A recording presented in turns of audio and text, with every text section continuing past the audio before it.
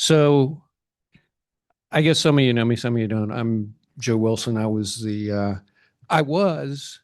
the advisor for this club for many, many years, and I recently retired. But I do a thing. I do a couple of things. One is I am still an what do they call it? A courtesy faculty member, and so I can teach classes and do other things. The only thing I want to do is this one thing that I'm going to talk to you about for just less than 10 minutes, I hope. And this is essentially a UF cybersecurity prototype. And the story here, I guess, maybe, yeah, okay. So this is about cybersecurity clinics. What is a cybersecurity clinic? I can't spell. You can see that. It's a clink. Not a clink, it's a clinic. There is a consortium of cybersecurity clinics that was founded in May 2021 by UC Berkeley. There were a couple of different places. MIT, some other places had cybersecurity clinics. And these clinics are like the kind of clinic you'd find at a law school or at a med school or at a dental school, where people who are studying go out into the community and help people improve their legal status, their medical status, their dental status, whatever it happens to be. And this set of clinics, the cybersecurity clinics, were supposed to help organizations improve their security posture. Maybe people who are working at a nonprofit, maybe underserved populations who have some kind of organization, maybe state and local agencies, whatever it might happen to be. There are about 30 clinics nationwide, 50 in the world. Why would you want to have a clinic? One is to help train a multidisciplinary group of students to be able to do the kinds of things they're going to do in the future. Another is to promote volunteerism and public service. And a third is to improve local and regional cyber resilience, which is the real reason I want to get into this, because what got me interested in this is I got there through my interest in improving security of small water and electrical infrastructure providers. And this led me on an interesting journey in which I found out that Craig Newmark, the Craigslist guy, yes, he's actually, he's a real guy named Craig. He's funding this group called Undisruptible 27, which is organized to improve critical infrastructure security that is targeted by Volt Typhoon. And just so I can get an idea, how many people are unfamiliar with Volt Typhoon? You do not know about Volt Typhoon. Okay, so I'm going to give you just a brief background on Volt Typhoon. Volt Typhoon was first announced in January of 2023 by, I forget his first name, Nakasun, who was the NSA director at the time, and some other people. And this is essentially a group, a Chinese APT group, or rather, it's not a group, it's rather a campaign that has dropped malware, usually LOL, living off the land binaries and so forth, on numerous infrastructure computers for water systems, electrical systems, dams, sewage systems, all kinds of systems. So this malware, the thought is perhaps most of it has not actually been exploited, which makes people think, oh, well, it's no problem. I just have malware sitting on my system that maybe somebody could exploit sometime, but they haven't, so why should I worry, right? That's actually the situation we're all in, except we don't know the malware's there yet. But the thought is that this might be associated with some potential future effort on the part of the PRC to attack U.S. infrastructure in a way to either keep people busy, demonstrate something, who knows what. Okay, but it's concerning to a bunch of people, and the 27 is associated with the proposed date for mainland China to invade Taiwan, but that's not certain that that's what the cause of this campaign was, but that's the thought. Anyway, enough on that. UCB's Cybersecurity Long-Term Center hosted the Cyber Resilience Core Working Group in January 2025. In response to this, they published a roadmap to community cyber defense in June of 2025. That talks about challenges facing all kinds of institutions, government agencies, municipal services, all of that stuff. And one of the approaches that they identified as being a good thing to do to be able to improve security posture of all of those things is to develop cybersecurity clinics. And it was clear to me that we could put this kind of thing into action at UF with a clinic aimed at bringing students like you to the point where you can provide meaningful assistance to help local and regional and all those different kinds of groups, right? Improve their security posture. And so what forms do these clinics take? They have a bunch of different forms. Some of them are, the important thing is, though, you need to have some kind of sustainable structure. You got to have a mission that's aligned with the sponsors and the how should I say, the entities and people dealing with that. And you also need available personnel who can carry out activities in alignment with those responsibilities and with their current responsibilities, rather. And so how does senior design fit into this? Because I mentioned senior design at one point. The way it fits in is this. We do not have a clinic. I want to provide to UF a plan that will allow them to have a successful clinic. And to do that, I want to have a prototype. And so this prototype would take the form of a senior design project, right? And first I need to organize that structure and put the plans together with stakeholders who are faculty. In this case, it'll be just me, students, which would be just maybe some of you, maybe other people that you tell about this, maybe some UF cybersecurity professionals, maybe local agency and government officials.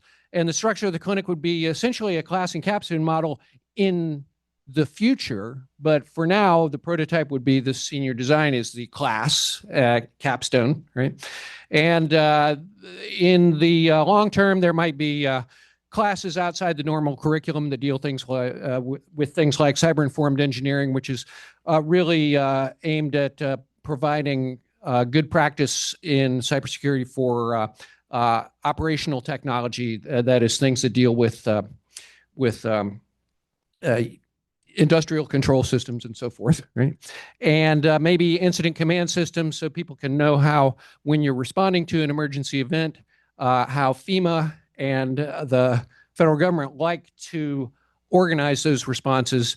In fact, if you want to help FEMA do anything, they demand that you actually take several courses that at present have been removed from their website for God knows what reason, but we have the information. The internet never forgets. Anyway, and right now I want to carry it, not right now, in the spring. I want to carry out a prototype clinic with senior design students so that we can assist some local or regional entity, school, water system, electrical cooperative, nonprofit, whatever it is, improve their security posture. I can talk more about that later. But how can you help? If you're interested, send me email. Send me email. Don't DM me on Discord. Send me email so I can, copy it to some place that I can keep it.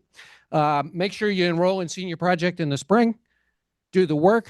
If it works out, we may be able to formalize this into a permanent clinic, and that'll be great. Yeah. Well, if you want to help, you can help on your own time, but I can't give you credit for it. Sorry, I won't give you credit for it. It's really designed. This is really designed for undergraduates. That is the plan, and but you can talk to me if you got some interesting ideas that you think could turn into something good. So I'm not going to completely write that out, because I think, thinking about it, there are some possibilities that maybe, we could work something out. But yeah, so if this is of interest to you, email me. If it's not, just act like I wasn't here. Sorry to waste your time. And that's great. So thanks. And let me go to the next thing, which is more important to a few people at least, which is challenge coins. So I think it's fall 2025. I think it is. If it's not, please let me know. So there are 3 UFSIT challenge coins. There are a donor coin, which is awarded to people who donate $1,000 tax deductible to the UFSIT Foundation account. I would also apply this to people who win, garner winnings of more than $1,000 that go to the club. And by the way, you may not know this, but if a club entity participates at representing this organization in any event where there is a cash award, the award belongs to the organization, not the individual. You need to talk to the general counsel about that. They'll tell you exactly what I just told you. So, but what you can get instead, yes, UF will put it in your foundation account. Yeah. And so the thing is, the story is, instead of getting $1,000 or more than $1,000, you could get a challenge coin. Okay.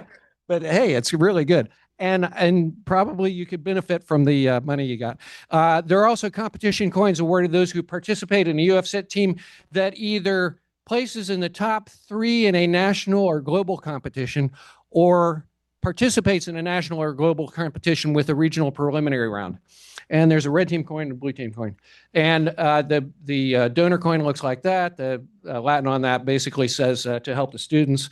And the blue team coin looks like this, and it essentially means, I don't know. And the red team coin, this means, yeah, it means something. Who knows? Oh, wait, that's the blue team coin. Red team is breaking to strengthen. That's right. And the blue team coin is, it's CIA, right? It's confidentiality, integrity, and what's that? Availability, right? So there you go. Oh, I got it written right there. There, I got it written on the slide. But I'm a moron. Okay, but other than that, I'm here because of the 2025 regional competition for the collegiate penetration testing competition that was held in the Great Lakes region, which was a great idea to go there. And it's really good, but it is good. And the team got first place. In 7 years of participating in CPTC, 4 times the UF team has gone on, has achieved a result in the regional competition that enables them to go to the global competition 4 out of 7 times. The last time, which was last year, that the team went to the global competition, they placed second. We expect first this year. And so I'm here to present Red Team Challenge coins to the members of the team. So I'm going to say, I'm going to call out their names, the ones that are here, I think, and give them awards. Yuliang Huang. Yes.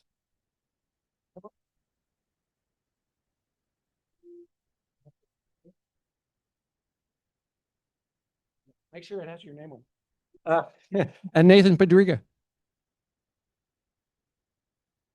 Thank you. There you go. Adriel Berzola, yes. Yep. Adam Crow.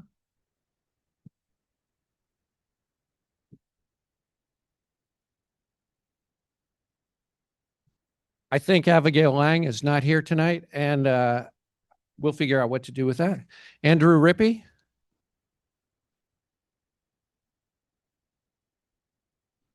And I believe Daniel Aguirre is also not here. I didn't see him. And Andrew Nikitin.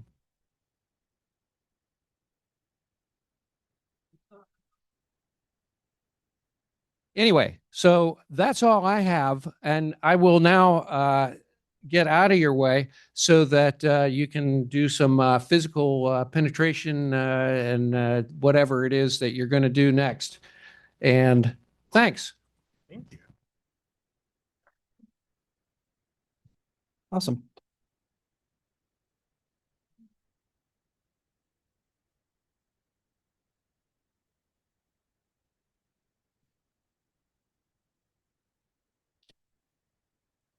All right, hi everyone.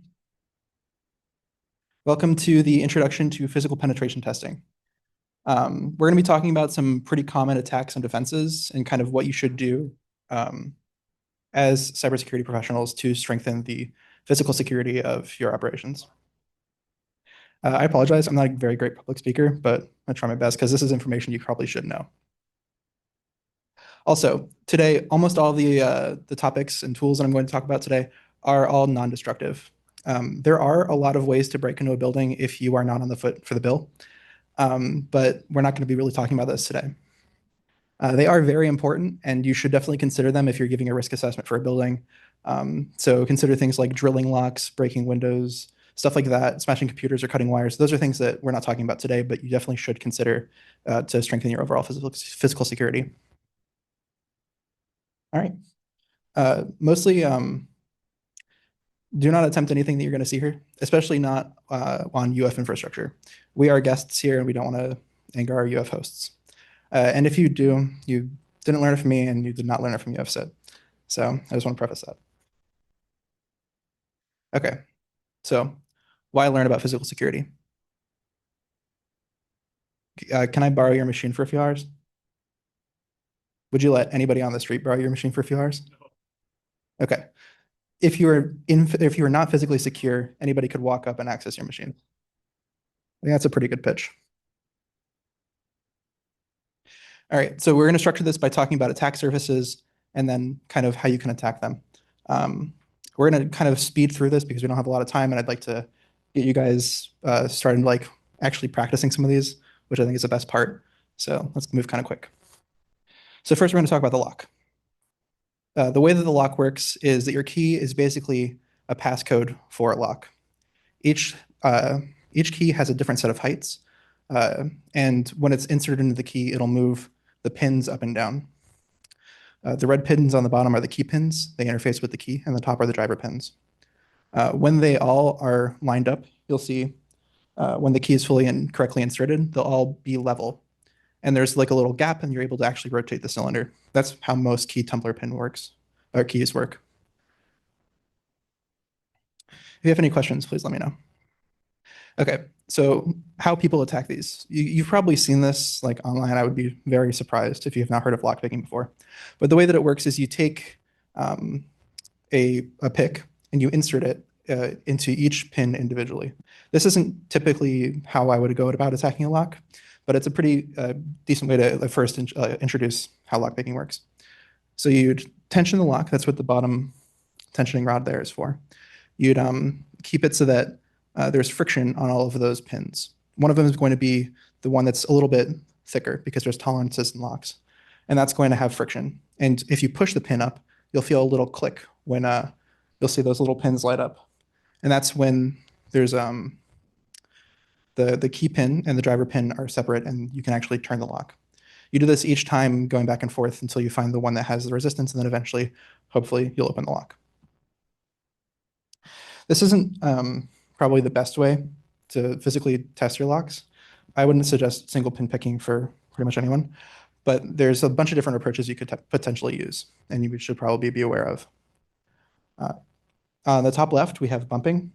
That's where you have a key that has a pretty low profile of just a bunch of ridges, and then you strike it with like a hammer, and then it shoots all of the pins up, hopefully shooting the key pins up and the driver pins get stuck above the shear line.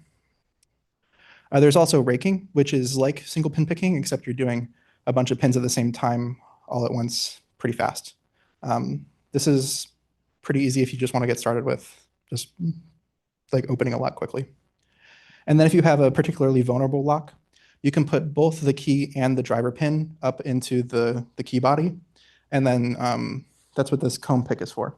So imagine if you put both above the shear line, you'd be able to just freely open the lock. And that's what a comb pick does. If anybody has any questions, please let me know. Question? Okay. And then also you can shim locks. This is basically putting something between the locking mechanism and the shackle of like padlocks. And we have those here if you'd like to look at those as well.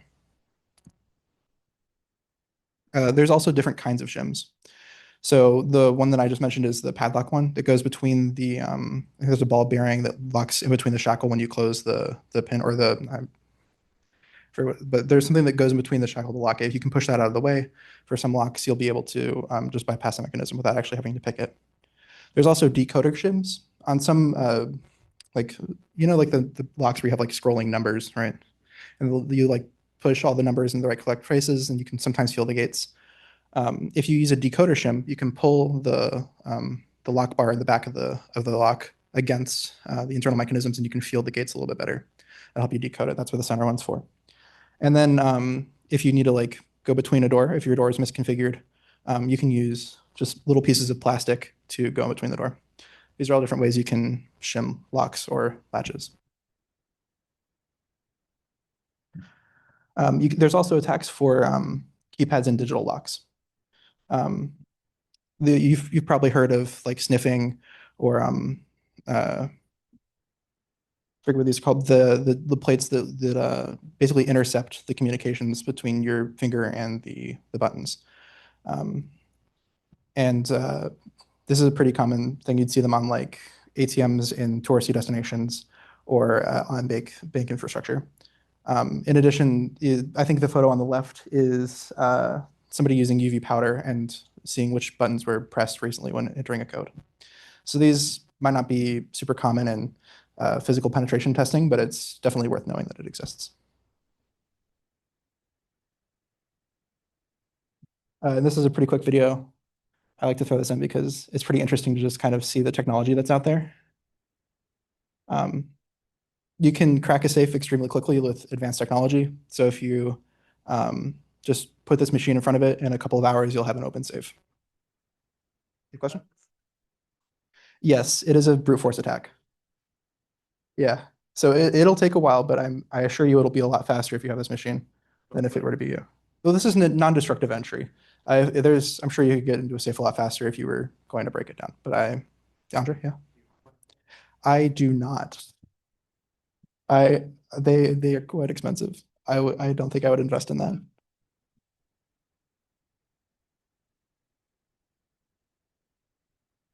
Okay. Now let's talk about how you can attack the key.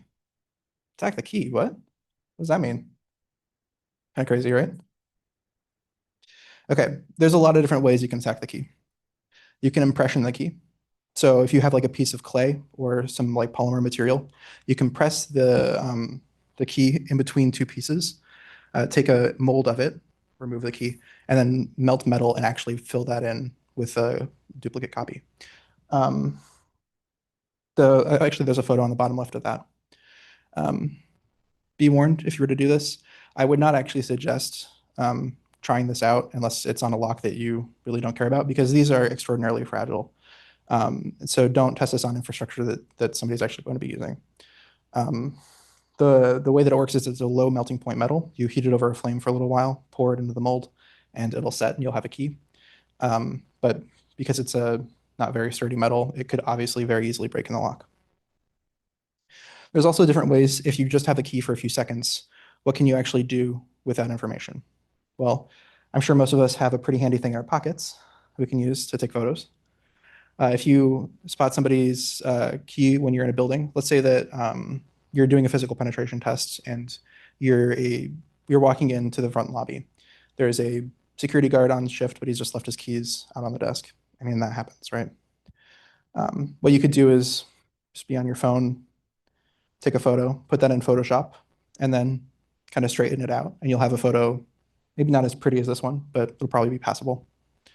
And then that's just privilege escalation. You walked in with no privileges, now you're walking around with a security guard's key. So what do you actually do with that?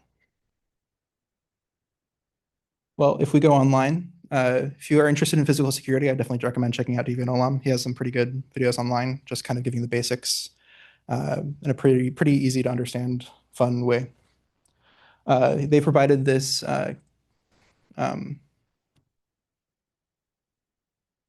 pretty easy to use chart. It basically just has all the different key biddings. Remember I said the key is kind of like a passcode? Each of the different heights are basically numbers of your passcode. So it might be like a 5-digit passcode for each one of your keys. Basically, that's all just the heights of each of those pins. So how high does it need to be pushed up in the key in order for it to actually work? And so if you overlay this image in Photoshop over the key, you can decode what the values of those were initially cut to be. And this will allow you to actually create your own copy of a key just from a photo. using genuine hardware. So you can use it as many times as you'd like. Any questions? No? Okay.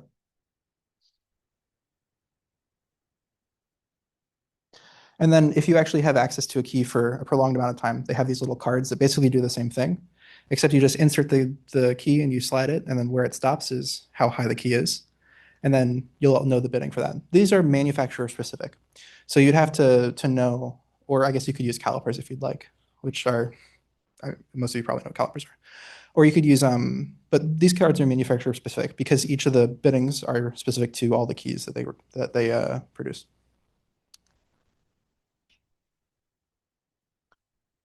Okay. Telephony boxes. Have you guys ever been to like an office building or like a gated community? You'll see those boxes that have like the numbers that you like dial in to like call somebody in the building. Seems like a pretty good solution. You contact the person you're there to see. Let's say I'm meeting Jim in the 32nd floor, room 18. Right, I just enter that information, call up Jim, who lets me in. Pretty great.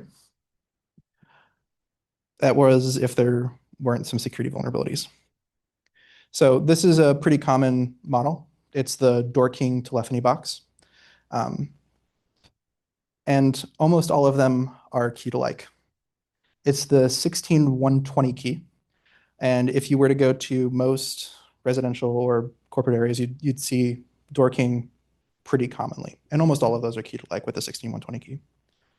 If you were to open this up and bridge some of the contacts inside the panel, you can just trigger the response that, hey, I am the post office. I'm here to deliver packages. Please let me into the lobby. And then the door will open gratefully for you without having to contact anyone or alerting anybody. Yes, Andre.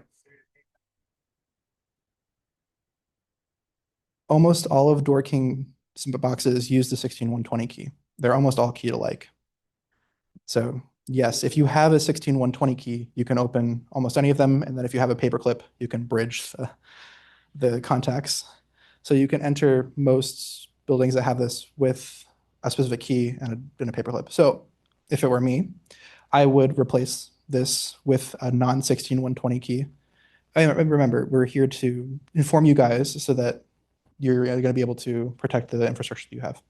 So if you have a Door King box, make sure to rekey that machine. Let's say that again?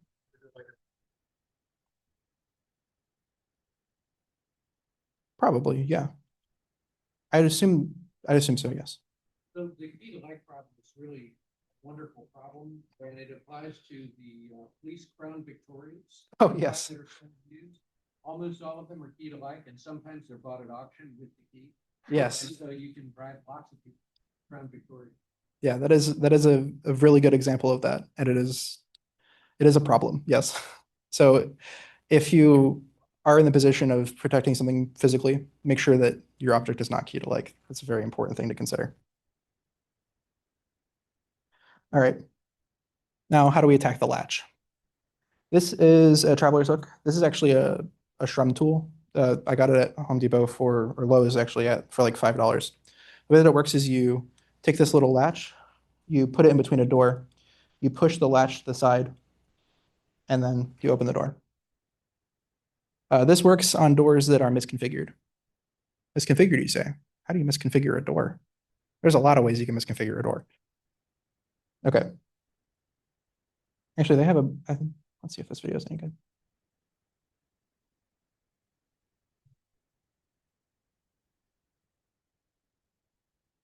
Yeah, I guess this way you can see kind of what I was doing. Just kind of push it in, twist it to the side, and open the door. It's just a way to access the latch without going through the key. So obviously, people have thought about this, right? I would assume so. And this can't be that easy. Well, there are dead latches. Dead latches are you've seen that little nubbin on the side of latches before, I would assume, right? Anybody ever wonder what that's for? Well, if you push that in, you're not able to push the actual latch in. So most doors, what they do is when the door is closed, the dead latch is pushed all the way in. So you're not able to actually push the latch further in, and that keeps the door closed. But a lot of maintenance people, what they do is they need to replace some of the hardware on the door, and they don't want to find the exact strike plate that was used for the manufacturer of the handle. So they'll just get a pretty big strike plate, so that way it just fits in the door, and you don't have to worry about actually getting the right piece of hardware. And it'll work fine. The door will be great. It'll close even easier than it was before because there's a lot. It's a bigger area for the latch to sit into, but you're opening yourself up to this pretty big vulnerability.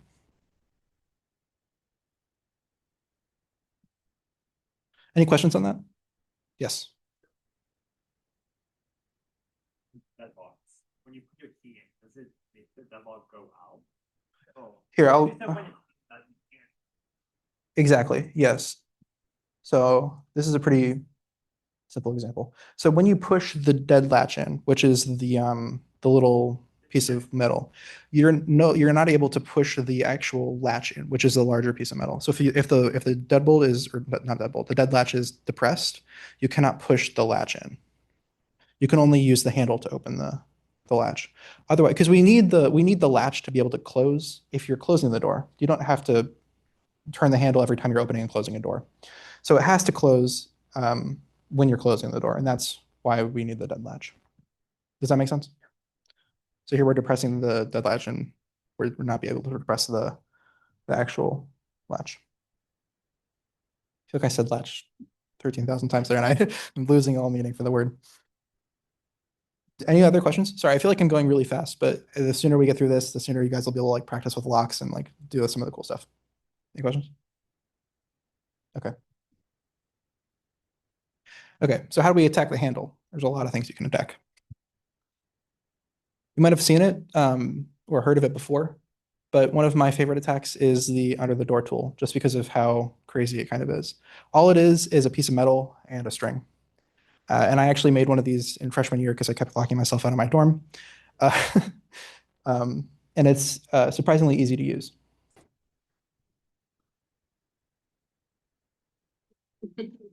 It was hidden in the common area, yes. But here's an example of it in use. Uh, and just like that, you're in. That's Steve and Alum. You should check them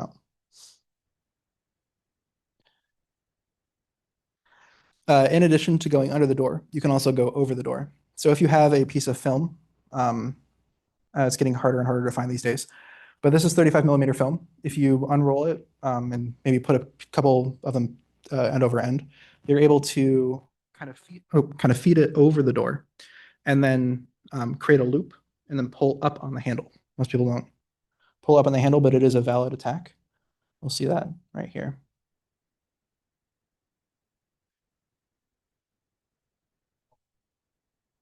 So you're just feeding the film over that door.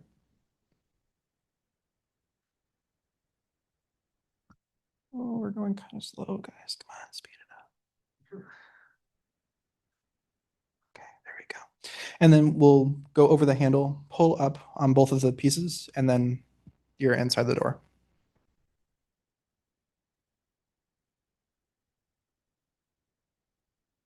There we go. Leave it alone again. Okay. So those are some pretty easy. Did anybody questions? I'm kind of going fast as well. Okay. So in addition, you can open double doors. So you might be familiar with crash bars. They're required for safety in a lot of public spaces, mostly for fire code. So people need to flee. You'll depress the big bar and then it'll open the door. Fire code actually opens up a lot of vulnerabilities. So if you are interested in, well, we need to keep people safe. And unfortunately, the compromise between keeping safe is security. And so it's important to understand kind of how you can secure things while also keeping people safe. But one of the ways that you can operate double doors is with the double door tool. This is a pretty great example because it is a glass door that you can see through. But you basically stick it between the two doors, twist it around, and then pull either on the handle or the crash bar or anything like that. And then you are able to basically actuate it from the outside.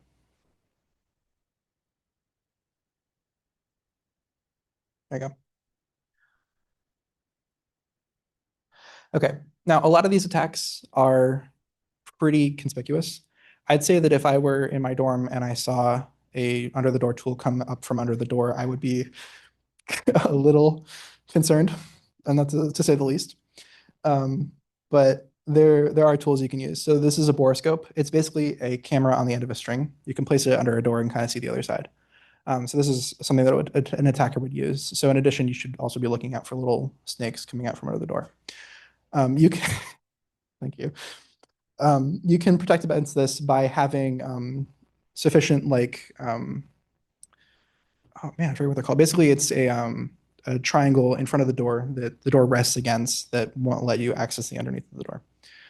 I remember searching for this. I just kind of searched up borescope, like looking under doors. WikiHow was the only one that came up, and they conveniently had this great description of exactly what I was looking for, why? Would you have that? I'm still a little concerned about that to this day, but it's fine. Okay, and access control and egress. So I don't know if you guys have been walking around campus and you heard like little clicks, or maybe you don't have to like badge out to get outside of your room.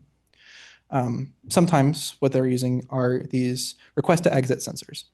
And basically how they work is that they detect temperature differences in the ambience and then say, whoa, temperature difference, that must be a human.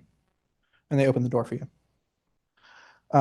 They come in all shapes and sizes, like and you'll see them, especially on like dorms in campus, you'll see them around, or like larger office buildings, you'll often see them. It's for if you're like carrying large boxes or moving, you don't want to have to also fiddle with your key or your card to get out of the building. Oh, there's another photo. Oh yeah, also they also come in motion detection. So there's temperature gradients, motion detection, all different kinds. So how do you attack these? It might not be what you expect. This is just a regular can of computer duster. Just like this.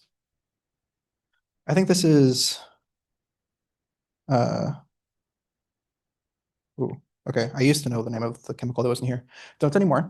But it's basically it's a compressed gas that is not in liquid form at the moment. And it works by just basically higher pressure in the canister, open it up, and it blows air out. But how does that really help? Well, if you turn it upside down, you'll, instead of shooting out the pressurized gas at the top, you're shooting out a little bit of the liquid, which creates a little cloud. And that cloud is cold. And so our nifty little detector, the request to exit sensor, says, temperature difference, and then opens the door. It is not looking for a positive difference. It just says there's a difference. But you pointed out a really good part. There are actually ones that do check for positive differences, and we'll talk about those in a second. I was actually quite interested in this attack, for one, because my dorm used it, and I would lock myself out all the time. Sorry. Continuing.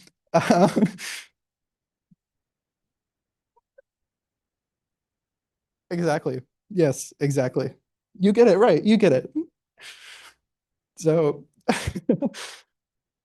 uh, you might be familiar with R134A if you are a mechanic. Most people probably aren't, but it is a similar material. It's a lot like this, except it is a larger temperature difference. So you can use less of it. It works better, kind of that stuff. You'll also be able to see that in motherboard like freezer cleaning spray. The way that this works is if you're diagnosing a motherboard and you want to look for shorts on the motherboard, it'll create a hot spot on that board. So you spray the freezing spray. It pulls the bottom, so it like actually shoots out the cold like liquid, freezes the top of the motherboard. You turn it on, and you'll see like the ice disappear where the short is. Kind of interesting, but not exactly pertinent to what we're talking about. But they actually use the bottom of the, so there's a tube on the inside that goes to actually collect the liquid. So I made a portable and effective one. a cost-effective one that uses these canisters that attaches to. Is anybody here an avid biker? I'm asking a group of computer science students. So yes, okay.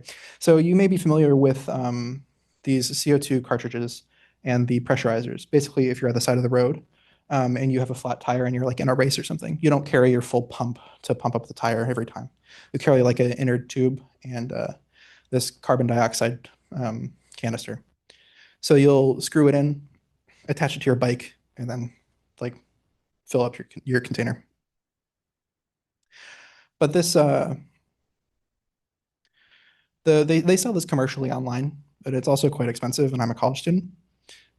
So I made my own. If you guys are interested in the parts, they're right here. It uses standard carbon dioxide tubes you'd find at Walmart for a couple cents, in case you ever lock yourself out. You can also get refilling valves, so that way if you have the R134A canisters, you'll be able to actually refill the tubes that you're using with the better fuel, basically. If you're interested, I have links here in case you want to be a physical penetration tester and show people kind of how there's vulnerabilities here.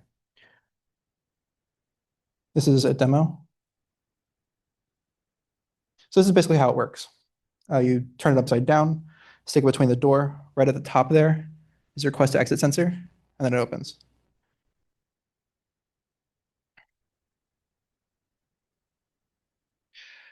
Okay.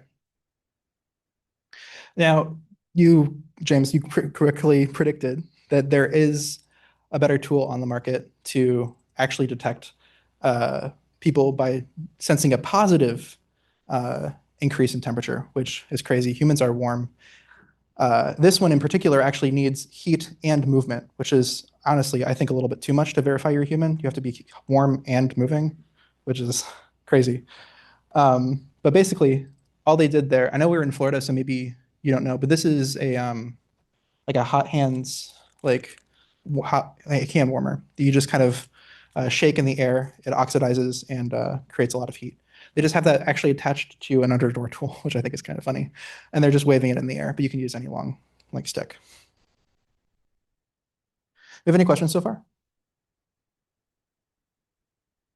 Okay. Next, we're going to move on to the hinges. So this is a hinge pin remover. It's a pretty handy tool if you're like in construction or you're working on things, if you need to take hinges off. The way that it works is basically it's just a little pin with a large piece of metal on the back and a spring connecting the two.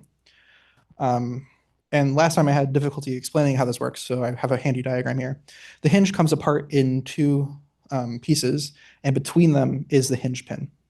So when you remove the hinge pin, you're able to separate the door and the door frame from themselves. And you can just walk the door away without the hinges like actually holding the door in place. Even if the door is locked, latched, doesn't really matter. You're able to access the hinges. You can walk the door away from the frame.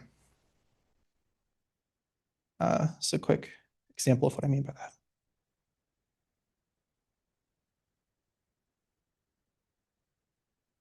So you take this tool, you kind of pull the bottom of it, and you can see that the hinge pin is slowly working its way out.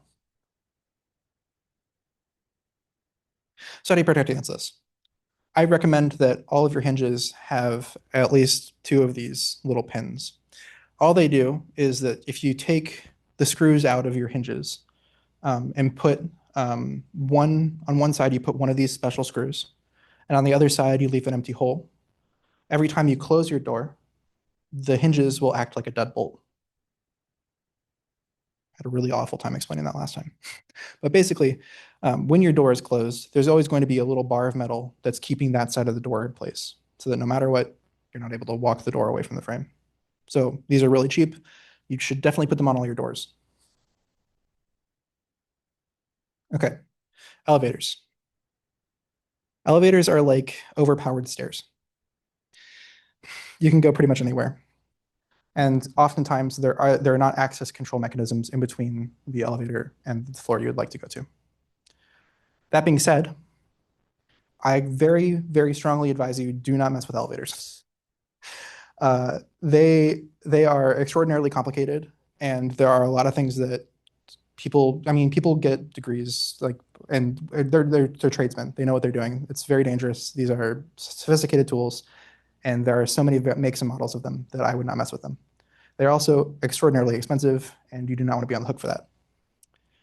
To explain that a little bit further, I have this image on the right that has a pretty simple key. It shows there's two states. It's shut down and on, like I mentioned this last time. Does anybody want to wager a guess what happens between those two states?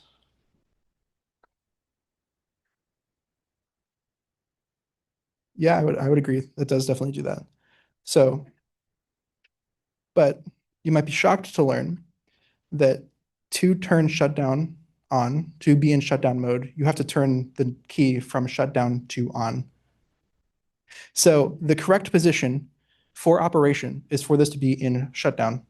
And if you would like shutdown to be on, you rotate it to on. So that being said, do not mess with elevators. They're incredibly confusing. I wouldn't recommend it. That being said, let's talk a little bit about how they work and some of the exploits they have so that way you can protect against them. So there's a little bit about fire code and safety precautions we mentioned earlier. In fire code, you have two stages that are kind of important. Stage one is where all the elevators go down to the bottom level. This is automatically triggered if any of the elevators sense that there's fire by any of the heat sensors on any of the floors that are next to the elevator shafts.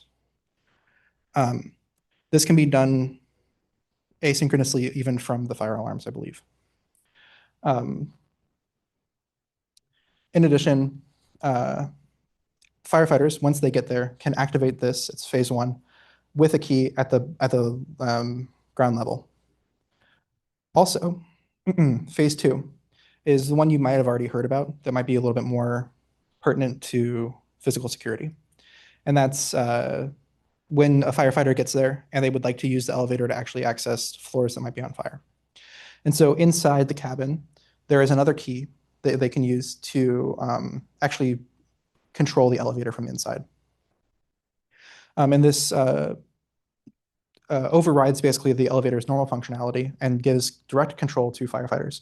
I also would not recommend doing this, even this simple thing, because the elevators don't operate as you would normally intend them to. They don't do everything that normal elevators do. So you can easily get yourself locked in there or have unintended consequences. I wouldn't recommend messing with elevators. I don't know if you can tell, but I wouldn't recommend it. Oh, and there's a 2-hour elevator talk. If anything that I said sounded interesting or confusing, David Ullum and some of his friends also did an amazing talk on elevators. Good. Well, I think all of this is interesting. I'm also saying that I don't think you should really do any of this, which is why I did preface the talk with, I think this is cool. I don't think you should do it. You know, it's definitely something that you should know about and know how to protect yourself against, but I wouldn't necessarily suggest trying any of the things that I'm talking about today. Okay, the next attack surface is people. That sounds a little harsh, but this is just social engineering. The last time that I gave this talk, I went on LinkedIn, and within like a couple seconds, I found these lovely people that were attending a conference with their badges on full display. And I've blurred all their information here for this talk, but it is extraordinarily easy to find information online using different OSINT skills. And that is something that you have to consider. Your physical media, anything you keep on your person, make sure that that is properly secured when you're going about your day-to-day.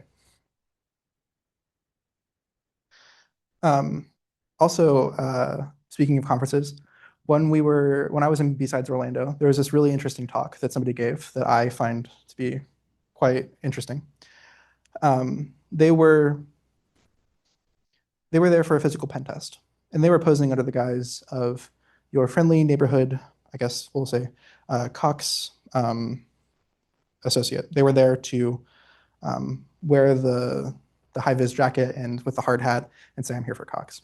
And so what they did was they walked around the building. they found the cable that led out to the main internet, and they detached their internet from the main source. They used to work at Cox for a while, or their internet provider, so they had a decent understanding of how everything worked. And then after about 15 minutes or so, they reconnected it, waited a little bit longer, and then went inside and said, "Hey, I was just down the road. We had some issues with another tenant. I was just wondering if you guys were having some issues with your internet today, if there's anything I could do to help." And they were like, "Yes, actually, we've been having this issue actually just like an hour ago. Is there anything we can do? Or is that issue resolved?" And they were like, "Yeah, it should be good. I just want to make sure it's not affecting everybody. I just was wondering if I could take a look at the source of your internet to just ensure that everything is working good." And then they gladly walked them to the networking closet, and they got an escort to the closet, basically. So pretexting is the idea of creating this persona that they are expecting you and they are there for you. So I would always caution that if something is too good to be true, you should consider it again. Because if your internet went down for 15 minutes and then there's a repair technician right there, might be something up. Right? Yeah, it's a good thing. Also, I know we were just talking about elevators. Otis is a large elevator company. So you can find uniforms online on eBay for Otis, and you can wear the guise of an elevator technician and walk in through the doors. That also gives you reasonable deniability to say this elevator is down for maintenance. So always be cautious of people there that are doing scheduled maintenance as well. Not everybody wearing a hard hat is supposed to be there. There's also baiting. So I know you guys have all in cybersecurity heard like the flash drives and the awesome. I see some people are scanning the QR code. There's flash drives in the parking lot or random cables lying around, or QR codes in heavily trafficked areas. All of these are putting things in plain sight where somebody might stumble upon them. I promise this QR code is safe. You can scan it. You can trust me. But the concept here is that you want to do good security training. Your employees or people that you're working with should know that flash drives, cables, QR codes, things like this are often very susceptible to malicious injections. This is actually, I don't know if this specific cable is, but there are cables out there that will connect to your device and can send automatic payloads. So I would definitely be very careful of those. I'm blanking on the name. Professor Wilson, do you know the name of those cables? OMG cables. Thank you. Somebody did. Sorry. OMG cables. If you're interested in that, I would look them up. They also have a pretty diverse amount of other hardware that kind of blends between physical and cybersecurity. It's always good to know what they look like so that you can spot them too.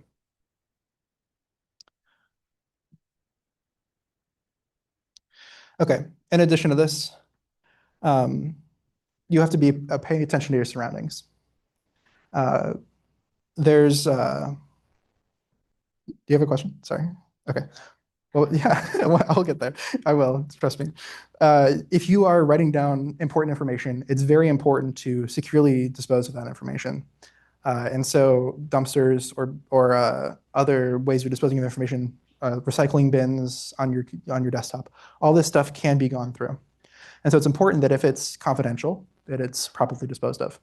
And as some of you already pointed out, the image on the right, I looked up, I forget the exact term I looked up, but it was something along the lines of watching somebody enter their password. And this amazing photo popped up of Chad, the password snoop, as he's conveniently recording somebody who's typing in their password. And so this is also a good thing that you should be aware of your physical surroundings when entering confidential information in anything online. So how do you protect from this? Well, if you have confidential documents, shred them. If you have confidential digital media, overwrite it. If you have a privacy screen, a privacy filter is great. It blocks certain viewing angles. And then the one here is also a pet project of mine. in the center. This, you may have all been familiar with this in physics class, but polarizing filter is what allows you to perceive the lights coming out of your display. And so if you take a regular computer monitor and you remove the polarizing filter, it'll just look like a white display unless you're wearing special glasses, which, what was that?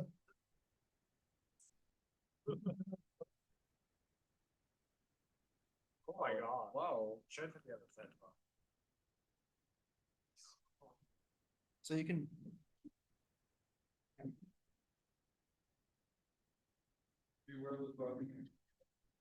Yes. Super cool. Yeah. These are regular polarized glasses. So if anybody's wearing polarized sunglasses, they will be able to see my screen as well. This is a preventative, it's like a deterrent. It's not, I would consider this actual security, but it's a little pet project of mine that I find interesting. You guys can come up and check this out too in the future when we're done talking. And then on the concept of people, sometimes the simpler solutions are often best. I was locked out of Malachowski when we were hosting. I realize this now. I get locked out of a lot of places where I am allowed to be. It's not like I'm trying to get into places that I'm not allowed. But I was locked out of Malachowski when we were trying to host a CTF competition. I just forgot my ID, and I was the only one there that was allowed. People walk in and out, and they'll sometimes I'll hold the door open for you if you ask. In this example, yeah. They may not be graciously opening the door, but they are opening the door. So you can take what you can get. All right, and then access control systems. If you have a key card or a fob or anything like that, these are what I'm talking about here. There are some pretty interesting attacks with this. So if you're walking around and you have a key card in your pocket or your fob in your pocket, and I walk around with a pretty simple device, it's a Proxmark 3. I will just casually walk past you, and then I can impersonate you. I don't have this device. It's also quite expensive. But if you just walk by somebody while this is in reader mode, it'll act like one of those readers at the door where you press your key against or your card against. It'll request your credentials, send out electromagnetic waves, and it'll respond, or your key card or fob will respond. It'll capture that response, store it away, and then you can replay that. This is a classic replay attack.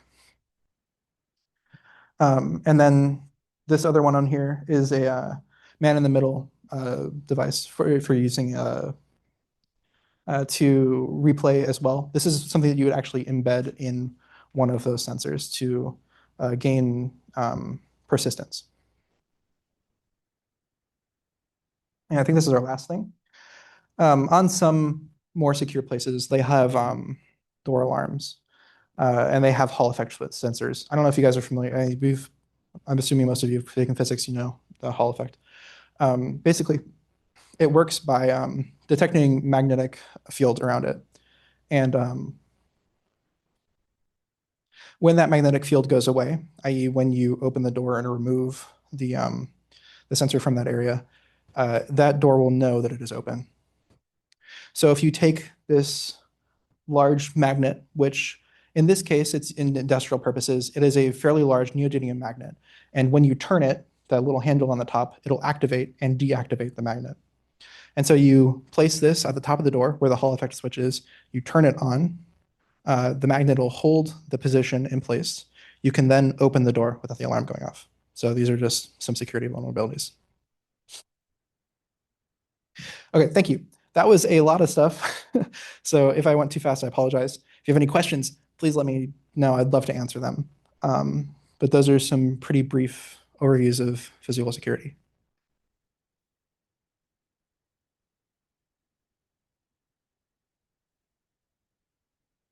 Any questions? Still good. Awesome. Demo time? Yeah, demo time. Would you guys like to try? Sorry. Yeah.